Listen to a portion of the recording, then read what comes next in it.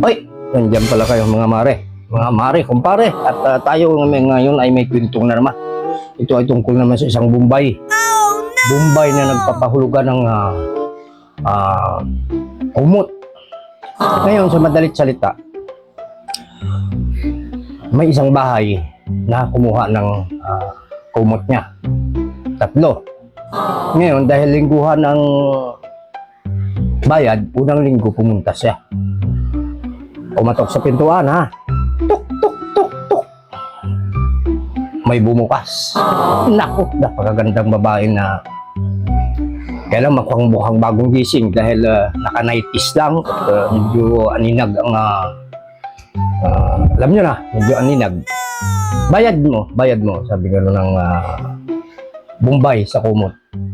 Ay, kakaalis lang ng asawa ko, nagsabong, pupunta sa sabungan. Balikan na lang sa sunod na linggo. Di salita. Bumalik siya sa sunod na linggo. Bumalik siya. Tok, tok, tok, tok. Pagbukas ng pinto. Naku po. Nakita niya. Nakapanti at nakabra na lang. Sabi nga, bayad mo kumot.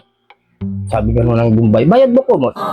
Sabi ng, ay naku po, disgrasya.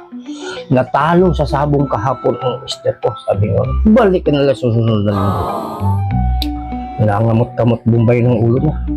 Pero, may nakarehistro sa isip ng Bombay, sabi niya. Nung una kong punta, naitis lang, sinag. Pangalawa kong punta, nakabra at panty na lang. Sabi, ano kaya? Di, sunod na linggo, naisip niya, siguro may balak ito. May balak ito. No. Ang ginawa niya, hindi muna siya kumatok. Nilabas niya si Junjun. Paglabas niya kay Junjun, ginalit niya. At nung galit na, hinawakan niya si Junjun at kumatok sa pinto. Tuk, tuk, tuk. Pagbukas ng pinto, yung asawa ng disgrasya. Asawa ng babae nakasagot, nakaganon pa. Kakikas, sabi niya. Oh, sabi niya, bakit labas mo Junjun mo? Sabi ng ba't nakalabas yan? Sabi ng Bombay habang hawak-hawak si Junjun.